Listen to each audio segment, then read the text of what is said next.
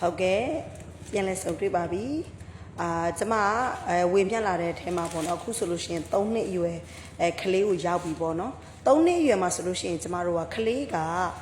သူကဆရာဝန်နဲ့ကျမတို့နောက်ဆုံးကလေးဒီဒါနောက်ဆုံးပြောမှဆိုရှင်နောက်ဆုံးပြသရမယ့်အရွယ်ရောက်ပြီဆိုတဲ့ဟာကိုပြောရတဲ့စီမှာပေါ့နော်ကျမ3နှစ်အရွယ်မှာဆိုကလေးက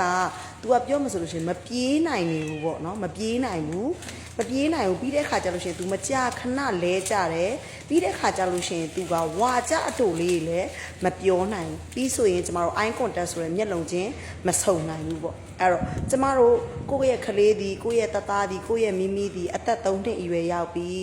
နော်မပြေးလည်းမပြေးနိုင်သေးဘူးခဏလည်းလဲကြနေတာပဲပြေးလိုက်လို့ရှိရင်လည်းပြီးလို့ရှိရင်ဝါကြအတူလေးတွေမပြောနိုင်ဘူးမေရေတောက်မယ်မုတ်စားချင်တယ်ထမင်းစားမယ်ဒါမျိုးဝါကြအတူလေးလည်းမပြောနိုင်ဘူးပြီးတဲ့အခါမှာမေဖေဖေတို့နဲ့မျက်လုံးချင်းမဆုံဘူးဆိုလို့ရှိရင်မေတို့အနေနဲ့တတိထားရတော့မှာဖြစ်ပါတယ်ဒီအရွယ်ဒီအချိန်ဒီကျမတို့ဂယုဆိုင်ရတော့မယ့်အရွယ်ဖြစ်တယ်ဘာလို့လဲဆိုဒီအချိန်ဆိုကျမတို့အရေးကြီးတော့အချိန်ရောက်လာပြီပေါ့နော်ဆရာဝန်နဲ့ပြသရတော့မယ့်ဆွေးနွေးရတော့မယ့်အချိန်ကိုရောက်လာပြီဖြစ်ပါတယ်ဒါကျမတို့တည်တည်ချာလေးတတိထားရမယ့်အရွယ်ရောက်ပြီပေါ့နော်ဟုတ်ကဲ့ဒါဆိုလို့ရှိရင်မေတို့အနေနဲ့3နှစ်အရွယ်မှာဆိုကိုယ့်ရဲ့သားသမီးမှာဒါဖွင့်ပြမှုတွေရှိနေပြီလားဒါလေးတွေမလုပ်သေးဘူးလားဆိုတာကိုလည်းတစ်ချက်ပြန်လဲစစ်ဆေးကြပါလို့ကျမတို့ဒီချက်ထရဝင်မှာကလေးစိတ်ပညာသုတေသနလောက်ကင်မျှဝေနေသူတယောက်ဖြစ်ပါတယ်ကလေးတိုင်းရဲ့ဖွင့်ပြမှုအတွက်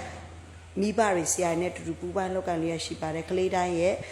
ကလေးတွေရဲ့စိတ်ကိုနားလည်ပြီးသူတို့ရဲ့ဖွင့်ပြဖို့အတွက်မိဘတွေဆရာနဲ့တူတူပူးပေါင်းလောက်ကင်လေးရရှိပါတယ်ကလေးတိုင်းကပျော်ရွှင်ပြီးကြမ်းပါတယ်စိတ်ခံစားချက်အတွေးအမြင်နဲ့အနာဂတ်ကောင်းများကိုပိုင်ဆိုင်စေချင်တာကတော့ကျမရဲ့ရည်ရွယ်ချက်ပါကျေးဇူးပါ